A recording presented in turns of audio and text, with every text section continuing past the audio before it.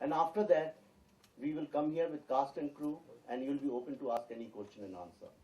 But before that, I just want to tell you, this is not just a film. It is one of those rare moments where in any society, in any country, in civilization, when the truth is told. This film is a true story based on true life incidents. We have not manipulated anything. Exactly the way things have happened, we recorded them and we are just presenting in front of you because we believe that truth must not be manipulated. So therefore, it's a very, very important film in the life of India. When you see, you will understand why it is so important, and we'll be here to answer all your questions. We'll shut the lights, we'll show you a journey of this film, and after some black, the trailers will start. So enjoy. These kind of films begin only if somebody believes in them. So this journey started with a bunch of students at Indian School of Business in Hyderabad, which is like the top business school of the world. And they said they wanted to make a 10-minute documentary on some social cause. And I told them, you are future CEOs of the world, so why don't you raise funds so we can really tell the truth to this world? At that time, nobody, believe you me, believed that something like this can happen. That something like this will come true after a few years.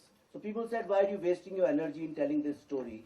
And who cares about Naxals anyways? Because whenever we thought of Naxal issue, we thought of some people in forests fighting with each other, but nobody thought that this film can be translated from the mind of aspirational youth of India. And that time, when these students wrote mails to lots of people requesting for funding, there was one gentleman who met me for 5 minutes or 10 minutes, I think, and he understood and he believed in this. And he financed this film with no questions asked. And I'm really happy that gentleman is here with us, Mr. Suresh Chukapalli. Sir, please come here. Mr. Suresh Chukapalli, till date never asked me, what have you done with my money? And it's truth. Then comes the second biggest hurdle, when you film because of the content, because today, unfortunately, the narrative, the power is in the hands of those people who this film exposes. It's about the nexus between NGOs, Naxals, intellectuals, and academia and media. So people who control the narrative, people who control the money power, people who control studios, when the film exposes that, nobody wants to put in money in releasing your film. It was nominated in Mami as a rough cut because one of my assistants got so frustrated. He said, sir, let's at least send it out of the office, and it got nominated. And then the journey began, and then it got awards and lots of acclaim. But I don't want to get positioned into the bracket of one of those festival films, because this is a different kind of film. Then came the stage how to release this film. Lots of people promised that they are putting in money, last minute they backed out. Lots of people said they didn't want to get stuck in this kind of controversial subject. And most of the people said, pagal ho gaye yaar, acha khasa career chal raha hai, kahan phas rahe ho in sab chakkaron mein. At that time, another gentleman met me by chance in Baroda, and he said, I believe in this film. And in fact, he was also trying to raise money. Some people backed out from him, from his project also. But he said, I'll fight and I'll make sure that this film is released. And that gentleman is called Sharat Patel. Sharat, please.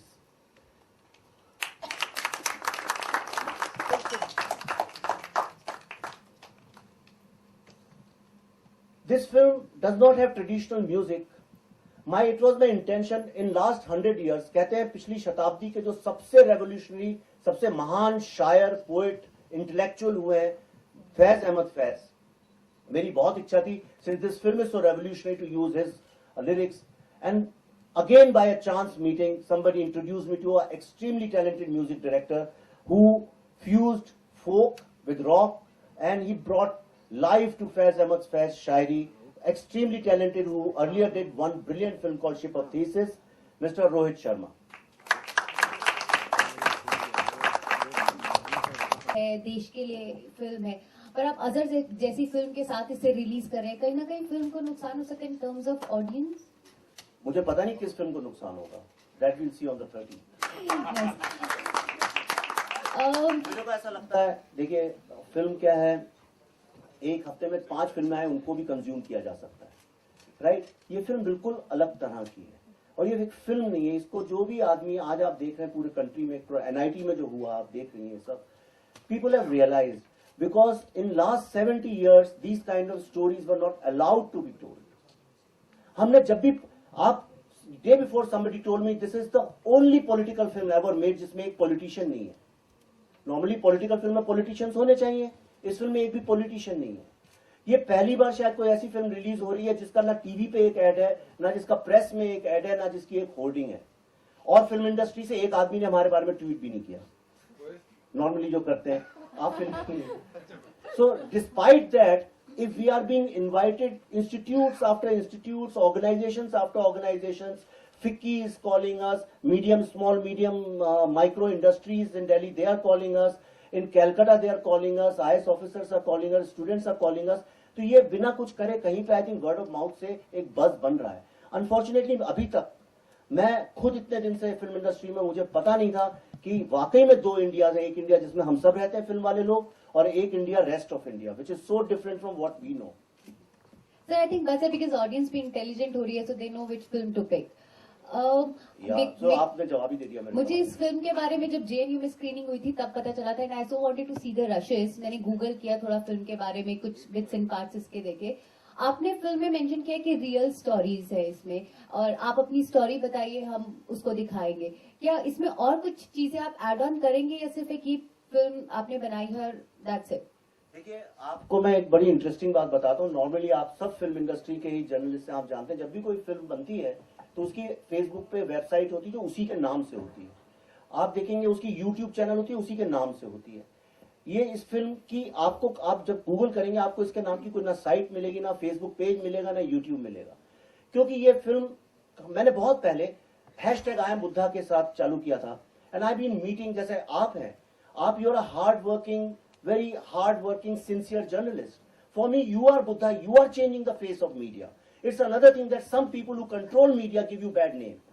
It's because of somebody else from media, journalist becomes a broker, and they are the face on TV, and that's why you get bad name.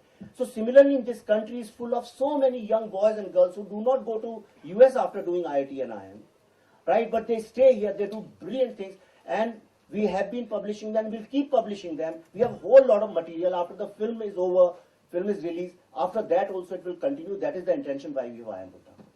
Hi Vivek. Yeah. Ravi, जानना चाहूंगा कि ये film का title है Buddha in the traffic jam. बहुत unusual title है, और trailer से लगता है देखकर, जैसे आप लोग बता भी रहे हैं कि देश बदलने की बात हो रही है, भ्रष्टाचार दूर करने की बात हो रही है, नक्सलवाद के बारे में बात हो रही है. तो इस अनयूजुअल टाइटल पे आप लोग कैसे अराइव, आप लोगों ने कैसे सोचा कि ये टाइटल रखा जाए? क्या ये टाइटल जो है दर्शकों को कंफ्यूज नहीं करेगा कि क्या है इस फिल्म में? मतलब टाइटल से कुछ समझ नहीं आ रहा, आपको क्या लगता है? मैं एक्चुअली जब ये टाइटल की बात हुई थी तो सबने मुझसे कहा था क्या टाइटल रख दिया तुमने, ये कोई समझेगा ही नहीं. पर मैं ऑनेस्टली जहां भी जाता हूँ, जिस भी कॉलेज में जाता हूँ, उसके पास वीडियोज हैं. Every student tells me sir what a brilliant title. The reason is कि जब इंडिया में जब बहुत सफरिंग बढ़ गई थी तब बुद्धा ने हमको एक दिशा, एक रास्ता दिखाया था, एक सोल्यूशन बताया था. आज प्रॉब्लम ये हो गया है, जो यंग इंडियन है, जो यंग लड़के लड़कियां हैं, जिनके पास आइडियाज हैं, जो मेरिट पे इस सोसाइटी को चलाना चाहते हैं, जिनको हम बुद्धा बोलते हैं. बुद्धा का मतलब कॉर्पोरेट जार्गन में भी वही होता है. तो वो they find themselves stuck in a traffic jam. तो इसका मकसद ये है, और आई थिंक जब आप फिल्म देखते हैं तो अपने आप सार्थक हो जाता है वहां पे. और पल्लवी, आपसे एक सवाल. आपने बहुत सारी फिल्में की हैं, टेलीविजन किया है, और बहुत दिनों बाद आपको बड़े पर्दे पर देखेंगे. आप कहाँ गायब थी? घर पे 2 डेली सोप्स चल रहे थे, उनको बड़ा कर रही थी मैं. On a more serious note, मुझे कुछ ऐसा मिला नहीं था कि जिसके लिए मैं अपने कंफर्ट जोन से निकलूं और बच्चों को पीछे छोड़ के जाके शूटिंग करूं. ऐसा मुझे कुछ मिला नहीं था चैलेंजिंग कैरेक्टर, इसलिए I decided to stay at home. And I was producing for television, I wasn't acting. But इस दौरान मैंने टेलीविजन के लिए प्रोड्यूस किया, and I have been doing a lot of Marathi shows in terms of production and anchoring reality shows also. But yes, बड़े पर्दे पर मैं, I think after a gap of 11-12 years, I think I'm doing a film. आगे हम और देखेंगे आपको अभी बड़े पर्दे पर? Hopefully, if I get good characters, I would certainly love to work more. Arunoday, just now you said मुझे इसके बाद काम नहीं मिलेगा. What makes you to think about it? Your character is appreciating a lot. People are like. Oh, I meant he was meeting the Barjatias and they don't like bad language. I say fuck every 2 minutes in the film. So I I meant from them. I'm a very good actor. I'll get work. Don't worry. हाय विवेक, मेरा question आपसे है। आजकल बहुत ज्यादा जो sensor board है आप कहाँ से हैं? बता दें सब। E24 से हूँ मैं, तानिया नाम है या, मेरा। या। आजकल बहुत ज्यादा जो सेंसर बोर्ड है उसका इन्वॉल्वमेंट रहता है फिल्म में, कई कट्स दिए जाते हैं। इस फिल्म को कितना प्रॉब्लम हुआ सेंसर बोर्ड की तरफ से, कितने कट्स दिए गए? जब उनने फिल्म देखी तो आपको अगर पता है सेंसर बोर्ड कैसे काम करता है, 6-7 लोग देखते हैं हॉल में, आप बाहर बैठे रहते हैं, then they call you after the film is over. ऐसा अंधेरे में कुछ लोग घूर के आपको देखते हैं, ऐसे चश्मे से, ऐसा लगता है जैसे आपने कोई गुनाह किया हो। तो जब मैं आके ऐसे ही खड़ा हुआ, यहाँ सामने खड़ा कर देते हैं, जैसे स्कूल में नहीं बच्चे को खड़ा करते हैं टीचर लोग, तो ऐसे मुझे खड़ा किया गया। तो उनमें से एक सज्जन ने बोला, देखिए इस फिल्म में मेरे हिसाब से कम 150 से 170 कट होने चाहिए, लेकिन आपकी अगर ये फिल्म में काट देंगे तो इस फिल्म का कुछ मतलब नहीं रहेगा, और हमें लगता है ये फिल्म लोगों को देखना बहुत जरूरी है, तो इसलिए हम इसको बिना किसी कट के रिलीज कर रहे हैं।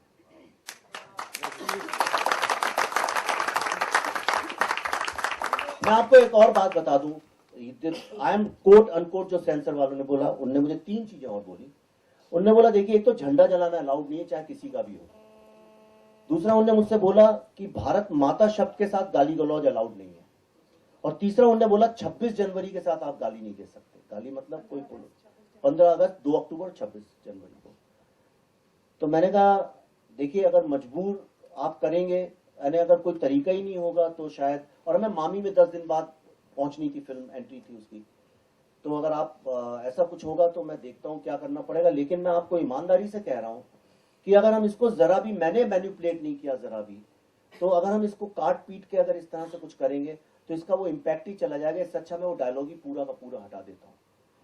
Then there was a lady who was a 35-40-year-old lady and she said, I object to it. She told the member, she said, sir, we should release this film without any cuts. Then they asked me to wait outside for 5 minutes. Then they called me and they said, congratulations, go and release them. Aruna, why yes for Buddha in a traffic jam from an actor point? Do you want the truth or do you want the actor truth? It's my job. नौकरी अच्छी मिल जाती है, script अच्छा मिल जाता है, कोई किसी को विलन नहीं बना रहा है या कोई पिटने का रोल नहीं है, तो मैं कर लेता हूँ। And I met Vivek sir and he gave me a wonderful character. और अगर कोई एक्टर को इतना अच्छा कैरेक्टर कभी मिले इतनी अच्छी स्क्रिप्ट में, और कोई बोलता है कि मैं सिर्फ चाहता हूँ कि आप ये करो और ऑडिशन भी नहीं लेते, तो फिर मतलब भगवान का नाम लेके कर देना चाहिए। विवेक जी, इधर रितेश ETV से। मेरा सवाल आपसे कि जो अभी हाल में घटनाएं हुई JNU में, तो क्या ये मूवी उसको निगेटिव सेंस में करने की कोशिश की गई है? क्योंकि अब अनुपम खेर साहब ने भी अभी बोला कि 3 साल बाद का जो विजन था वो आपने 3 साल पहले देख लिया था, तो क्या ये JNU में जो घटनाएं हुई इसको निगेटिव सेंस में प्रेजेंट करने की एक कोशिश है? नहीं, JNU में तो देखिए अभी हुआ है। जब ये फिल्म बनी थी तब कोई सोच भी नहीं सकता था इसके बारे में कि ऐसा कभी कुछ हो जाएगा। लेकिन मैं खुद, और ये आज की समस्या नहीं है, कई सालों से चली आ रही है। आज ये इसलिए ज्यादा लग रही है क्योंकि with the change of government कई लोग जो हैं वो they want to assert themselves. Politics में ऐसा होता है, आपने देखा होगा, अगर आपके ऊपर नया बॉस आता है तो you try to assert yourself. So in order to assert, कई बार ऐसी गलती हो जाती है, एक थिन लाइन है कि हम लोग पॉलिटिकल पार्टी को क्रिटिसाइज करते करते देश के अगेंस्ट काम करने लगता है, हमें पता भी नहीं चलता है कब हम वो करने लगते हैं। और जब भारत की बर्बादी, भारत तेरे टुकड़े हो इंशाल्लाह इंशाल्लाह अगर ऐसे नारे लगते हैं तो इसका मतलब कहीं पे स्टूडेंट्स गलत रास्ते पे जा रहे हैं, इसमें कोई शक नहीं है। लेकिन इस फिल्म में मैंने किसी को क्रिटिसाइज नहीं किया। ये फिल्म एक उस इंडिया की बात करती है जो आइडियाज को, इनोवेशन को, एफिशिएंसी को रिकॉग्नाइज करती है। ये उस इंडिया के रेवोल्यूशन की बात करती है जहां पे पैसा जो है विदाउट मिडिलमैन डायरेक्टली लोगों के पास पहुंचे। ये किसी की बुराई नहीं करती है, लेकिन एक अलग रेवोल्यूशन की बात करती है, इसलिए ये film students are loving it so much. तो क्या मानते हैं कि गवर्नमेंट से भी जो आपको सपोर्ट, जिस तरह से आपने बोला कि कट्स नहीं मिले, तो वो एक तरह का सपोर्ट है आपको, आपकी फिल्म को गवर्नमेंट की तरफ से? इसमें गवर्नमेंट कहाँ इन्वॉल्व हुई मुझे समझ में नहीं है। एज ए चेयरपर्सन पहला नीलामी। पहली बात तो आप लोगों को एक चीज बता दूं, ये माइथोलॉजी क्रिएट की गई है। पहली बात तो चेयरमैन और मेंबर ऑफ बोर्ड जो है वो कभी फिल्म देखते नहीं, अप्रूव करते नहीं। वो जो लोग होते हैं उनमें से कोई होता है कहीं पे रेलवे में TT होते हैं, या वो लोग बैंक में कहीं क्लर्क होते हैं, या RTO में छोटे से, या किसी स्कूल में प्राइमरी टीचर होते हैं। ऐसे 5 से 7 लोग जो एक दूसरे को जानते नहीं है, उनको चंद एक दो आज शाम को बताते हैं, कल सुबह 11 बजे आना। वो लोग आपकी फिल्म देखते हैं, उनके पास एक गाइडलाइन होती है, उसमें वो टिक टिक टिक टिक करके that's how they give it. तो इसमें गवर्नमेंट का वो लेना। चलिए, मैं आपसे आपकी बात से अग्री कर रहा हूँ। तो जंगल बुक को यूएस सर्टिफिकेट देना कितना जायज था अगर इस फिल्म को नहीं दिया? आप ये बताइए, जंगल बुक को अमेरिका में क्या सर्टिफिकेट मिला? मुझे नहीं तो फिर आप सवाल गलत है। नहीं, मैं गलत नहीं, मैं इंडिया की बात कर रहा हूँ। अमेरिका अमेरिका से ज्यादा इंडियन लॉ बहुत ज्यादा हाँ, डिफरेंट। तो इंडिया जो है वो अमेरिका से ज्यादा तो लिबरल नहीं है। तो जो दुनिया की सबसे लिबरल कंट्री है फिल्म को लेके, वहां पे भी उसको PG-13 का सर्टिफिकेट मिला है, और इंडिया में भी एग्जैक्टली वही सर्टिफिकेट मिला है। Hi Vivek, Justin here. इसका मतलब मैं सेंसर बोर्ड को मैं तो कहता हूँ सेंसर बोर्ड होना ही नहीं चाहिए, चाहे कुछ भी हो जाए। Yeah, Yeah, hi, hi, Justin. Justin here. Yeah. Vivek, you've been screening the film across universities in India, and you also screened it at JNU after the unrest. So, do you plan to perhaps screen the film even at NIT or visit the students? Of course, मैं आपको बता दूं, as I was coming in here, see, NIT Srinagar, nobody is allowed to go right now. And I think it would be wrong on my part to even think about going there because it's sensitive, let it remain there. But NIT जितने India में है, उनकी एक association है, and they have invited us on the 17th as a tribute to NIT Srinagar, and we are going to NIT Bhopal, and all NITs together have invited us there. Okay. Also, Vivek, recently Anupam Kher was not allowed to enter NIT. I mean, what do you have to say about that? Considering he was in your film and it's a good film. See, I don't want to get into that kind of politics. I am concerned about the dangers which are looming over our country. Mr. Anupam Kher goes there or not, it's symbolic, and I think Mr. Kher will answer that. I don't want to get into that area, but all I want to say is that what has happened with the students of NIT, I totally do not accept it, and I condemn it very badly, and I have made posters with my hand and posted on Twitter. Okay. Vivek ji, talking about Anupam Kher, film में उनका कितना बड़ा उनके normally जो देख रहे हैं हम रिसेंटली सोसाइटी के इश्यूज बहुत से वो हैंडल कर रहे हैं रिसेंटली, तो अबाउट दिस मूवी उनका कितना बड़ा योगदान रहा while working on the project? देखिए, जैसा मैंने आपसे शुरू में बोला, अगर एक एक्टर किसी कैरेक्टर को जिंदा कर देता है, उससे बड़ा योगदान कुछ नहीं होता। इंदल राजा जी, इनके 2-3 सीन है फिल्म के अंदर, पर आपने देखा लास्ट में यही थे, वही है वो जो गाली बक रहे थे वहां पे पार्क में, पर 3 सीन को इनने इतना जिंदा कर दिया। गोपाल सिंह जी ने जो एक टेरर है नेक्सलिज्म का, वो 2-4 सीन में ऐसा क्रिएट कर दिया। आई थिंक एक्टर का यही सबसे बड़ा योगदान हो सकता है, इससे बड़ा योगदान क्या हो सकता है? खेर साहब जब शूट करने आए थे, मुझे याद है पहले दिन उन्होंने सीन शूट किया, उसके बाद नेक्स्ट डे मुझसे बोला कि हम इस सीन को क्या फिर से शूट कर सकते हैं? मैंने कहा सर पैसे ऐसे तो है नहीं हमारे पास, दोबारा करेंगे तो लॉस हो जाएगा। ही सेड प्लीज मेरे लिए कर लो, बिकॉज जब मैं आया था मुझे लगा कि फिल्म इस तरह करनी चाहिए, पर जब मैंने तुम लोगों की एनर्जी देखी यहाँ पे कि तुम लोग किस तरह की रियल फिल्म बना रहे हो, तो I think I need to act differently, and after that he lived his character so beautifully. शुरुआत में आपने कहा कि 1.5-2 साल पहले फिल्म बन चुकी है, कुछ इश्यूज आए फिल्म बनते वक्त और बाद में, तो क्या उस वक्त भी सेंसर बोर्ड का कुछ ऐसे प्रॉब्लम्स आ रहे थे? सेंसर बोर्ड से हमें कभी कोई प्रॉब्लम नहीं आया, हमें प्रॉब्लम आया जो लोग सेंसर बोर्ड से भी ज्यादा अपने आप को बड़ा समझते हैं और जो समझते हैं they can run this country at there whims and fancies, those people created problems, not the censor board. So how will be the promotional strategy? अभी फिल्म का ट्रेलर लॉन्च हो चुका है, सर हमारी एक्चुअली मैं आपको सच बताऊं, हमारी कोई स्ट्रेटेजी नहीं है। हमें तो जहां फिल्म ले जा रही है हम चले जाते हैं साथ में, जहां लोगों का हमें मोहब्बत, उनका प्यार, उनका सपोर्ट मिलता है हम चले जा रहे हैं। हमारी कोई स्ट्रेटेजी नहीं। अगर आप मेरा ट्विटर हैंडल फॉलो करें तो कभी भी कुछ भी जैसा वक्त होता है वैसा हम करते हैं। इसलिए देखिए, स्ट्रेटेजी उन चीजों को चाहिए होती है जिनको एक दिशा दिखाने की जरूरत है। मैं कौन होता हूं इस सब्जेक्ट को दिशा दिखाने वाला? नेक्सलिज्म आज इंडिया का ऊपर सबसे बड़ा डेंजर, उसको मैं क्या कर सकता हूं? मैं कितना, और मेरे को डर नहीं है। आपको एक बात बताता हूं आप सबको, आप खुद सोचिए, मैं कह रहा हूं इसलिए नहीं, आप खुद रिसर्च कर लीजिए। क्या आपको लगता है हिंदुस्तानी सिनेमा की हिस्ट्री में कभी कोई फिल्म किसी डायरेक्टर या प्रोड्यूसर ने रिलीज होने की डेट भी तय नहीं, उसके 3 महीने पहले 4,500 स्टूडेंट्स को, जिनके हर एक के हाथ में एक मोबाइल कैमरा और वीडियो कैमरा है, उनको ओपन एयर में ऐसे कभी दिखाई हो जहां 250 ऐसे कैमरे लगे हो मीडिया के? क्या आप सोचते हैं कोई ऐसा कर सकता है या किसी ने कभी किया हो? ये कॉन्फिडेंस कहां से आ रहा है? हमें इस बात का डर नहीं कि कोई फिल्म को शूट करके वीडियो यूट्यूब में डाल देगा तो हम मर जाएंगे, खत्म हो जाएंगे। ये कॉन्फिडेंस हमारे को नहीं आ रहा है इसलिए कि हम कॉन्फिडेंट हैं। ये कॉन्फिडेंस इसलिए आ रहा है कि पूरे देश में कहीं ना कहीं students have realised that it is time to contribute to the growth of this country rather than pulling it down and shouting slogans which are politically motivated. I'm Lasya from India Today. My questions to both you and Arunadhay, of course. The poster very clearly seems to be a take on the Joker. Yeah. Correct me if I'm wrong. Yeah. I mean, Absolutely quite right. clearly, it's a Absolutely take on the right. Joker. Absolutely. The Joker on one hand is an anarchist, seen as an anarchist. And so in that sense, is Arunadhay playing a character who's an anarchist in the film, who seems to be going astray and who sort of, falls in line with, what you're trying to say through the film, which is that the middlemen seem to be taking over the country quite literally and not the students who are willing to do something fruitful. Also, my second question is, what's the clear ideological, basis on which this film is based? And is it also taking a very clear political stand? Okay, yes. Thanks. I'm delighted. I must thank you for asking such two brilliant questions. This film deserves these kind of questions. Answering number one, it is a deliberate tribute to Joker. If you remember, Time magazine printed a cover page where Barack Obama's face was covered with that lip, when they said he's moving too much towards socialism. But in this, we have got, the line is two Indias, one revolution. And if you see on one side, there is a red color, on the other side, tricolor.